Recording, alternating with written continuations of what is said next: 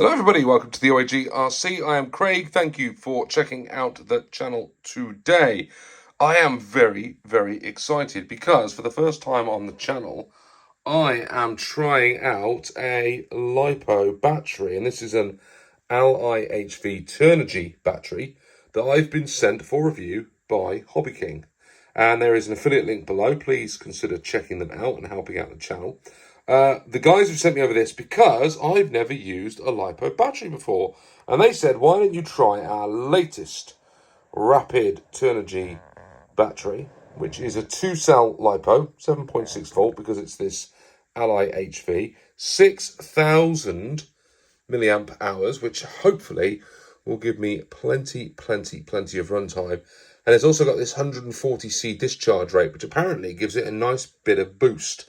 And I'm going to be comparing it to my trusty old nickel metal hydride. Now, I've been running Nimpaks for the last 4 years. And before that, I was running NiCads. So this thing back here is extremely new to me. And I didn't even have a charger. So I went out and got myself a new charger, which I will review separately. But today we're going to be focusing on this great battery from hobbyking, the rapid LiHV turnigy battery. Let's see how we get on charging it up next. So it's quite neat. You get a nice little box which comes from the manufacturer, or certainly from the shipping company, and it comes 30% charged. And it says on the note, return to storage charge ASAP, which is what I have just done. I put it on charge. Thankfully, it comes with both the bullet connectors to the battery pack. So I put the black one into the negative, the red one into the positive, the balance cable I plugged in, and then I put this into the balance charge socket on the charger. I plugged the, the X60 plug, I think it is. I plugged that into the charger and I storage charged it. It took about half an hour to storage charge. No drama at all. It balanced the cells while it was doing it. It played a nice little noise when it had all finished up. And that is now in storage charge. So I'm going to pop that into the LiPo bag. And then I'm going to fully charge it before I go out and use it. And what I'm trying to work out now is what RC to use it in when I take it out for the first time.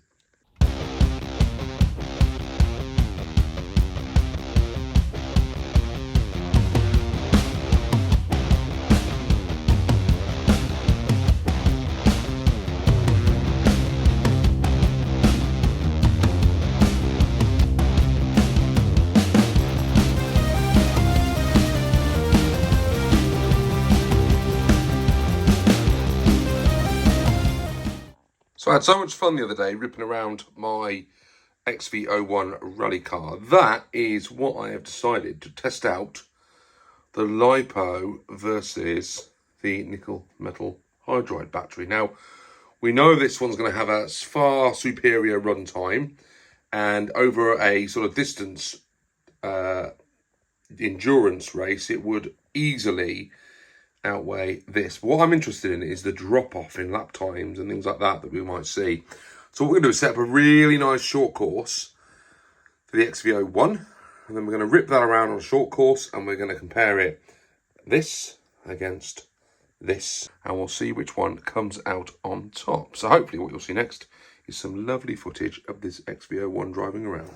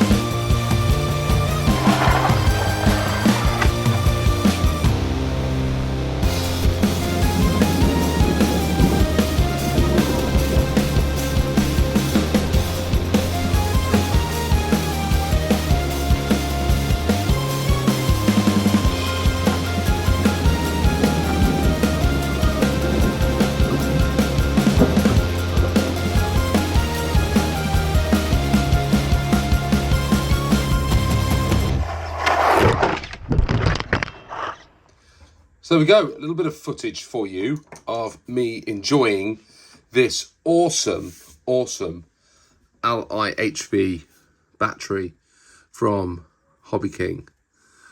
I am really impressed. Everyone said to me that as soon as I've experienced this, there is no way that I will ever go back to my nickel metal hydride. And I think they're probably right when it comes to getting out and driving fast. This is a great improvement over the nickel metal hydrides that I have been using. In terms of lap times, I know I set up a short track. This thing was running around about 2/10 of a second faster. I've just noticed there is an incredible amount of wear on the inside of those tyres from me ripping it around today. Yeah, 2/10 of a second faster, both when I was doing the clockwise and the counterclockwise laps. But what I found both times is it was a lot more consistent on both of those laps. It was a lot more powerful. You could feel the car pulling out the turns every single time. It allowed me to drive it with a lot more confidence. Although you probably can't believe that given the amount of road rash that I've got all over the decals on this car. But the power pickup of this is notably different to the nickel metal hydride. And I could feel that pack dropping off. And towards the back end of the run, both times in the middle, I drove the car and played around with it quite a bit, and you could feel these drop off. The pack dropped off as I went, and you could feel it progressively getting slower. This thing did not, and actually when I finished, I took this back out and played for it, I don't know, probably another 10-15 minutes driving it around the asphalt. I took it out in the grass in the back garden, and it is really nice. So there you go. I'm converted. The only disadvantages that I can see is there's an awful lot of battery maintenance that goes on. So I've finished now, and now I've got to put this back into storage charge, which means I've got to hook it back up to the charger. I've got to spend another 40-45 minutes now waiting for this to get back to storage charge. I might take the charger at the house and do it up there in the LiPo sack. But this pack, if I was going racing, it is a lot lighter than one of these. You can physically feel the difference. It's quite a bit.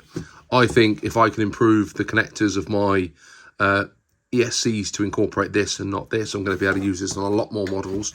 I wish I'd gone for the shorty pack from them, because I think that would have given me a lot more space to put the wires, although I appreciate that wouldn't have given me the same amount of capacity. But I don't think I need 6,000 milliamp hours. I think I probably need something a little bit smaller than that.